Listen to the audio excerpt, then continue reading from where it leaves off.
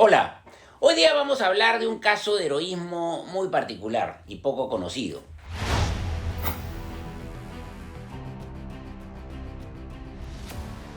Muchas son las historias que hemos escuchado, por ejemplo, de la resistencia partisana en Bielorrusia, que distrajo tantas divisiones alemanas del frente soviético para tener que combatir en retaguardia, o de los partisanos comunistas de Tito en Yugoslavia, o el Armia Krajowa o Ejército Nacional, la resistencia polaca que representaba al gobierno polaco en el exilio, o incluso los actos de sabotaje de la resistencia francesa, sobre todo como parte de la operación Overlord.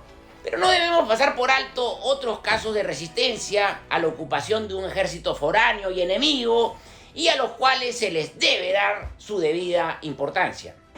En el episodio de hoy vamos a hablar de un miembro de la resistencia noruega, Max Manus, un hombre corriente, pequeño de estatura, sin mayor apariencia de un valeroso héroe, pero quien, a pesar del temor natural que sus misiones implicaron, logró acudir a un llamado patriótico y cumplir con lo que él consideraba que era su deber.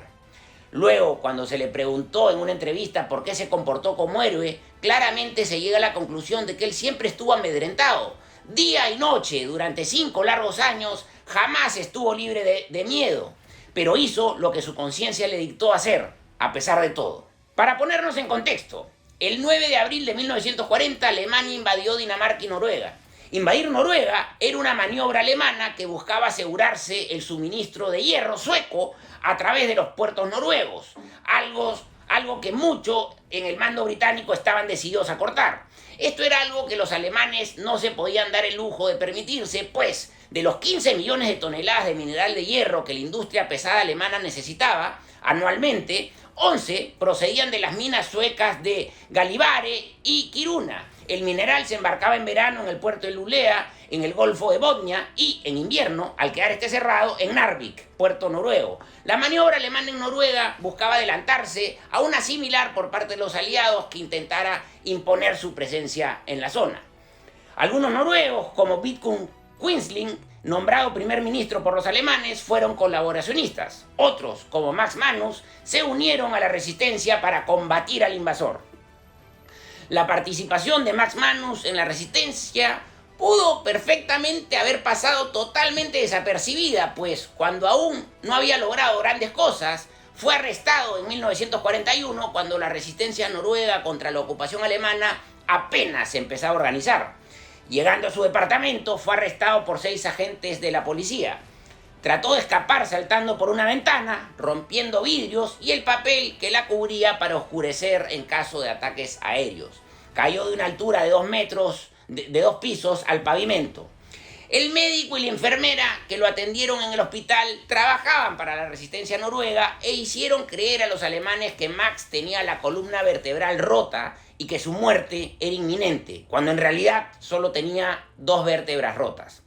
La ventana de su cuarto estaba tapada con tablas como precaución contra los ataques aéreos, pero arriba había una sección con una bisagra.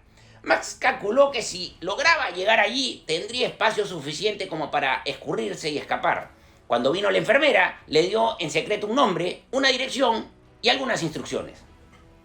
Al día siguiente, la enfermera entró con una corta caña de pescar, con cordel y carrete, escondidas en la pierna. Le dijo que la fuga estaba arreglada para las 3 de la madrugada. A las 2:50 de la madrugada, Max sacó de la alacena la caña, ató el cordel, el peso de plomo y lo tiró por la ventana. Eran ya las 2:55 de la mañana. Exactamente a las 3 de la mañana sintió que tiraban del cordel. A través del cordel le llevó un cable, el cual ató a la cama. Trepó a la ventana y se escurrió por el cable. Fue recibido por otros miembros de la resistencia noruega y huyeron rápidamente en un automóvil. Max nunca más sería capturado y se convertiría en el más famoso miembro de la resistencia noruega. Casi sin ayuda, hundió buques, voló fábricas de municiones y sembró el terror entre los ocupantes alemanes. Después de haber escapado del hospital, se le envió a Londres para seguir un curso avanzado de sabotaje. Fue un viaje de 7 meses. Primero cruzó la frontera con Suecia en esquís, luego tomó un tren a Odessa, siguió a Estambul, donde casi fue apresado por agentes alemanes, llegó a Suez, Pasó por el Mar Rojo y doblando el Cabo de Buena Esperanza, cruzó el Atlántico para ir a los Estados Unidos y finalmente a Inglaterra. El curso de sabotaje en Londres incluía el uso de unos explosivos especiales contenidos en unas cajitas delgadas de lata que por medio de imanes se pegan al casco de los buques por debajo de la línea de flotación. Max regresó a Noruega en paracaídas, en la zona de montañas nevadas, y llegó a pie a Oslo. Max tomó contacto con la resistencia y regresó a su peligroso trabajo de saboteador. Sus órdenes venían directamente a Inglaterra. Tomó parte en la destrucción de 7 fábricas que trabajaban para los alemanes, una de aviones, algunas de productos químicos, una de locomotoras, una instalación de petróleo y el edificio de la administración de ferrocarriles. Luego de la guerra, cuando se le preguntaba acerca de sus misiones, simplemente solía encogerse de hombros y decir, es lo que había que hacer. Cuando se le preguntó cuál de sus misiones fue la más emocionante, contestó en cierta oportunidad que quizás lo fue aquella misión que tuvo como objetivo el buque de transporte Monterrosa. El Monterrosa transportaba tropas alemanas entre Oslo y Alemania. A la resistencia se le encargó la misión de hundirlo. El área que rodeaba el muelle estaba resguardada por una alta cerca de alambre de púas. Siempre habían guardias en la entrada y en los muelles. Cuando el buque estaba en el puerto se redoblaban las precauciones. Por las noches, los proyectores iluminaban las aguas en torno a la nave. Un trabajador del puerto informó que bajo el muelle había unas vigas transversales lo bastante anchas como para que sobre ellas se acostase una persona. 2 hombres podían perfectamente meterse allí antes de que el buque llegase de Alemania, permanecer sobre las vigas 2 o 3 días mientras el buque estuviese en el puerto y fijar los explosivos contra el casco. La carga sería de tiempo para que estallara en alta mar. La misión se encargó a Max y a su amigo Gregers Gram. Vestidos ambos con ropas muy usadas, Max y Gregers llegaron a la entrada del muelle en un camión. Llevaban 12 bombas escondidas en el fondo de 2 grandes cajas de herramientas. Max explicó al guardia que iban a reparar unos cables debajo del muelle. Enseñó los papeles pertinentes. El guardia los examinó y pasó a inspeccionar el camión.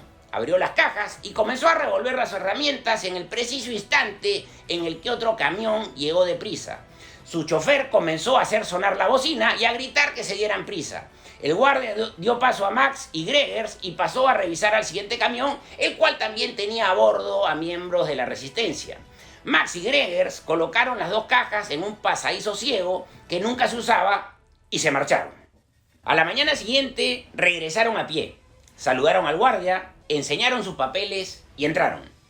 Ahora había que colocar las cajas debajo del muelle, donde había un centinela alemán. Bajo la mirada del guardia cargaron las cajas hasta la escala que debía llevarlos abajo. El guardia los interrogó y le dijeron que habían venido a reparar unos cables bajo el muelle. Debajo del muelle estaban oscuras. Tenían que pasar las cajas al otro lado del muelle, donde se esperaba que atracaría el Monterrosa. Las vigas eran tan bajas que los 2 hombres debían arrastrarse sobre el vientre. Los clavos les rasgaban la ropa.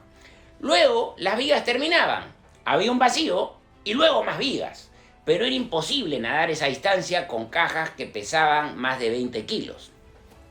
Durante un buen rato permanecieron los 2 hombres acostados allí.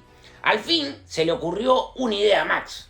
En uno de sus escondites en Oslo tenía un bote de caucho. Regresaron y treparon por la escala.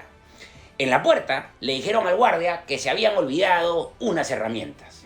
Hubo un momento de peligro cuando regresaron con el bote de caucho plegado en el fondo de una caja de herramientas.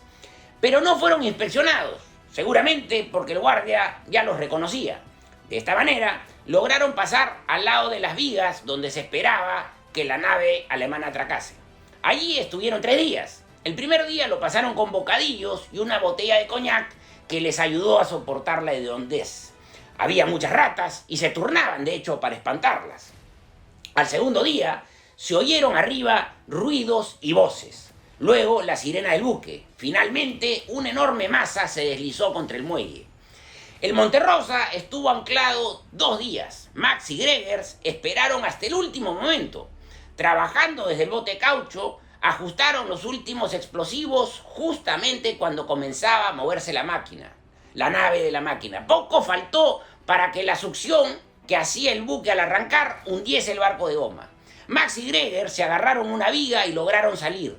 Luego agujerearon el bote de goma y lo hundieron. Fue un momento arriesgado cuando treparon la escala.